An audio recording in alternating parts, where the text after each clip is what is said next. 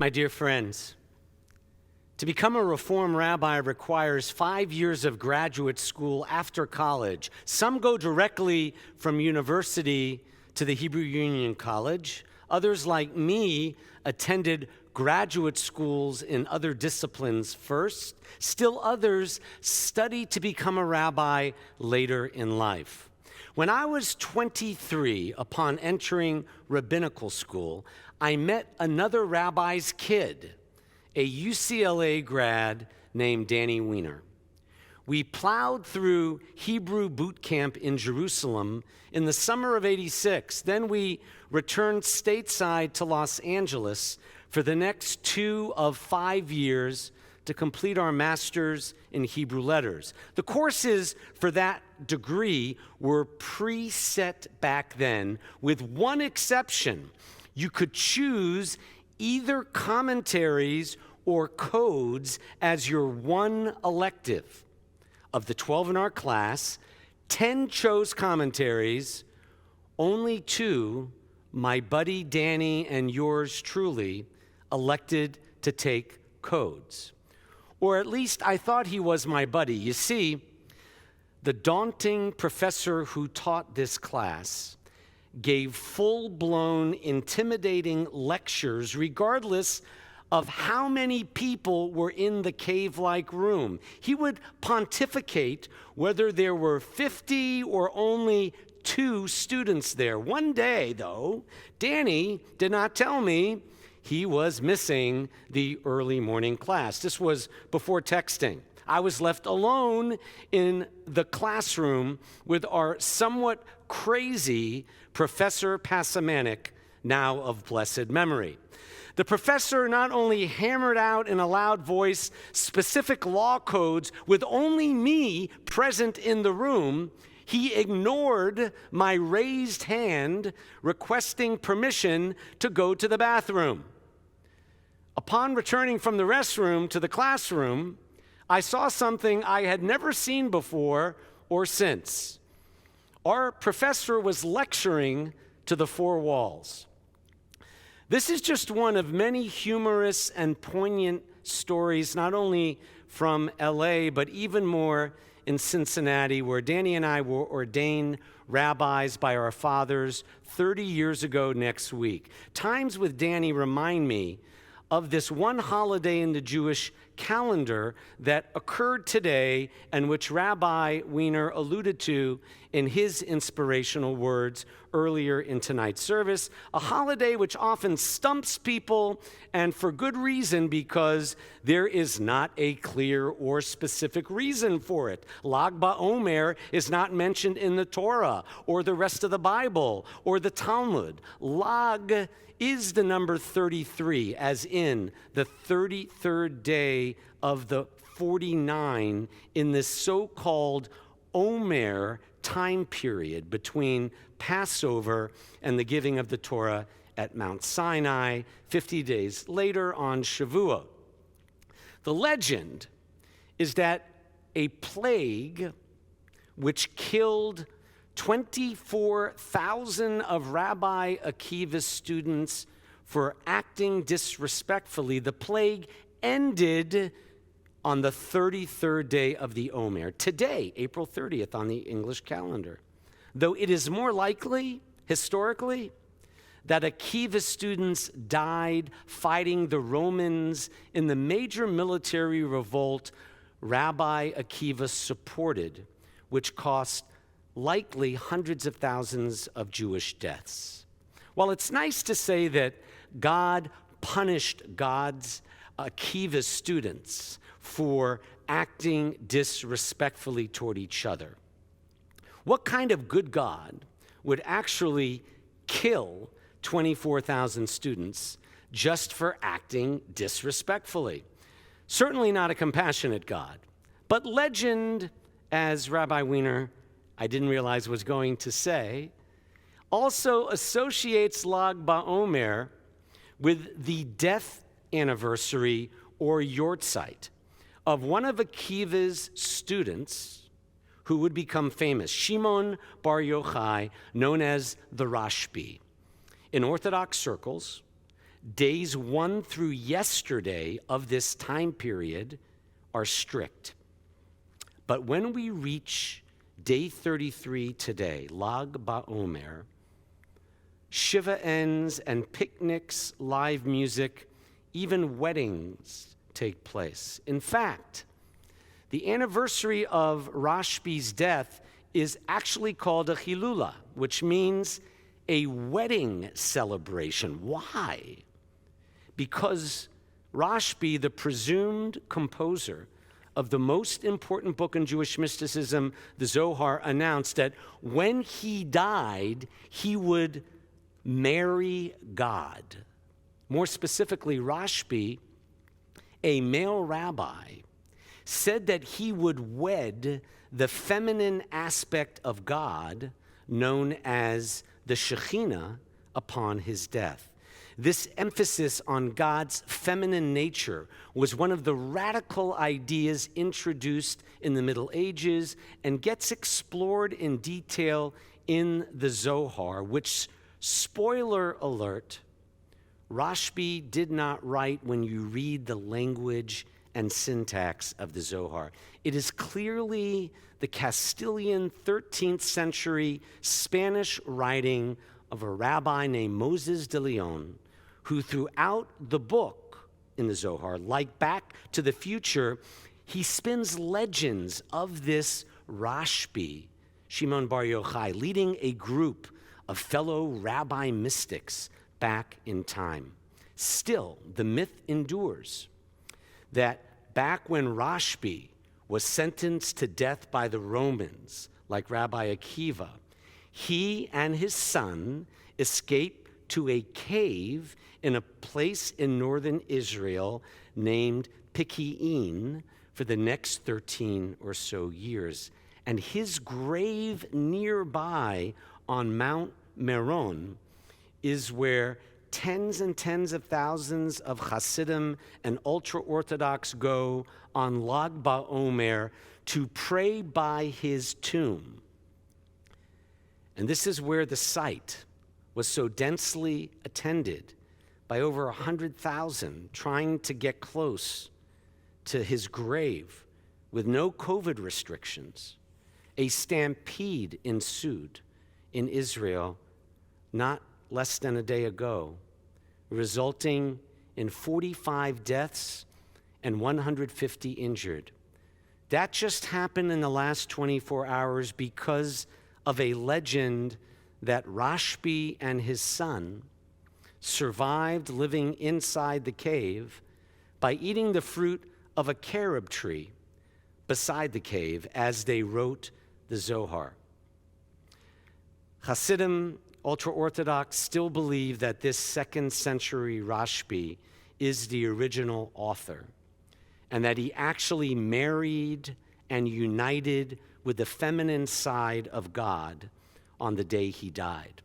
According to Kabbalah scholar and another rabbinic friend named Daniel, Rabbi Daniel Matt, who spent 18 years patiently translating this Zohar into English, Rashbi sees his own death as his union with the Shekhinah, the feminine side of God.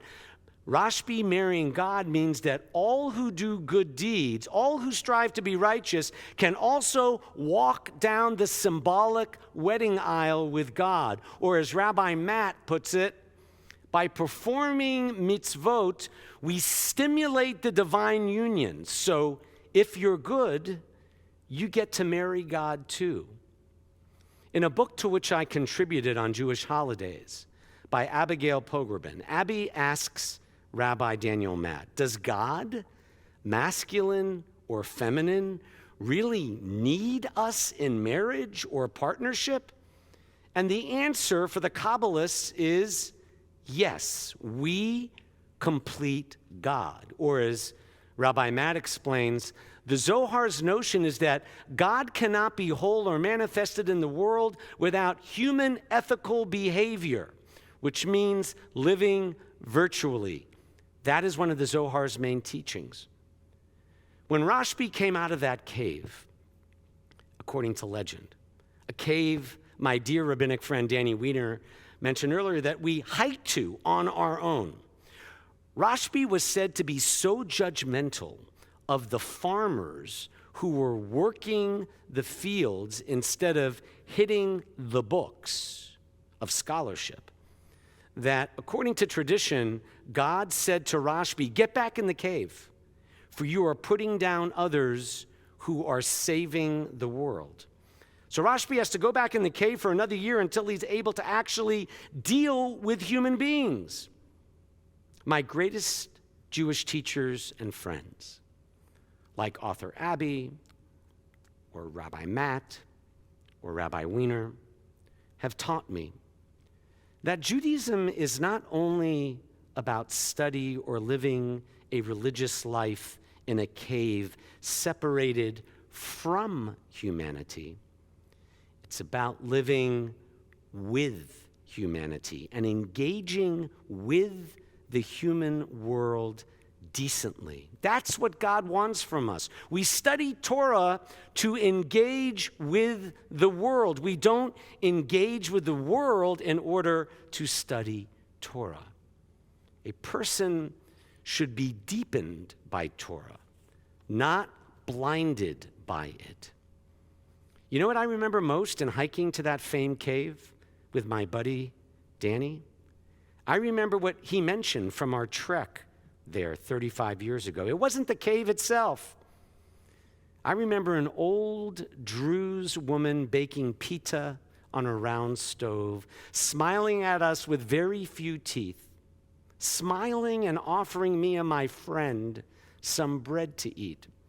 You can study love of God ad nauseum in the ivory tower, but if anyone tells you that he loves God and does not love his fellow man, you will know that he is lying. Martin Buber wrote that. Perhaps the most famous phrase in Jewish sacred literature from the Talmud is O chevruta o mituta, which means either friends or death. Chavruta also refers to studying in twos, in pairs, but that's not what the phrase O chavruta o mituta means. It means that isolation is a betrayal of God's design. People need one another to thrive because without others in our lives, life is not worth living. As Rabbi David Wolpe wrote, so unique and important is friendship that God himself teaches the skill to human beings and creates friendships among people. Friendships carry us as God does, even when we cannot carry ourselves. A few years back, Cheryl and I were fortunate to lead Tennessee Jewish leaders through Jewish Spain. And we went to Toledo, the home of the scholar and Kabbalist Rabbi Isaac ben Avraham Abuhav. Abuhav is known for his intellectual approach to rabbinic literature, which he juxtaposed with contemporary Spanish Kabbalah. But his magnum opus is called the Illumin Menorah, Minorat HaMaor. In his humility, Abuhav assures readers in the introduction that he composed this book of sermons for his own use as a public speaker, but it has survived and contributed more to popularize rabbinical teachings than any medieval work. It sprang up in reaction to the one-sided manner in which Talmudic studies had been pursued and Judaism presented. As Abuhav writes in the preface, these scholarly rabbis consider it their duty to propose the most difficult questions and answer them in their own secretive manner. Yet they do not share the precious pearls that lie upon the bed of the Talmudic ocean, passages so rich in beauty and sweetness. So Abuhav conceives a plan of grouping together rich material in the vast treasure chest of Jewish wisdom, non-legal stuff, from a religious and ethical point of view, and he presents it in a book to illumine the minds and hearts and souls of the Jews of his day. It became the household book of medieval Jews, including the one who wrote the Zohar.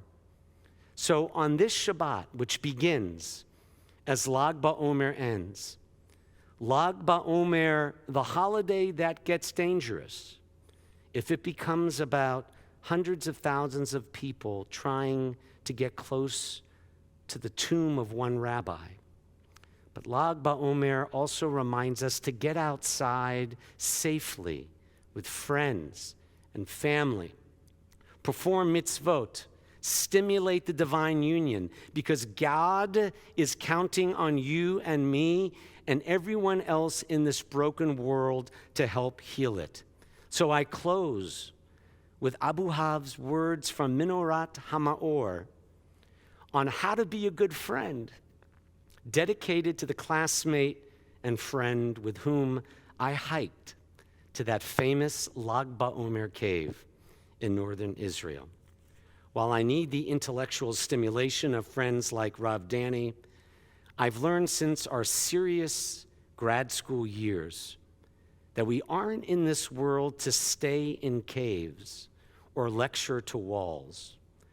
We are here, all of us, to bring the light of Judaism to every soul we meet and to the world outside. Here are Abu Hav's Jewish tips on friendship, gleaned from our ancient texts. And I quote, "Be the first to greet your friend.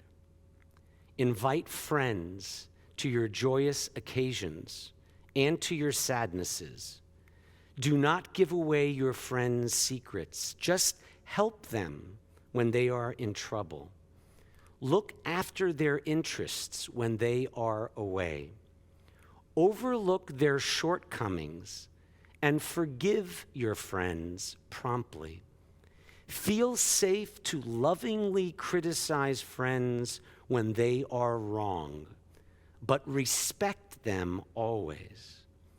Do not deceive them. Do not lie to them. Pray for your friends and wish them happiness. Amen."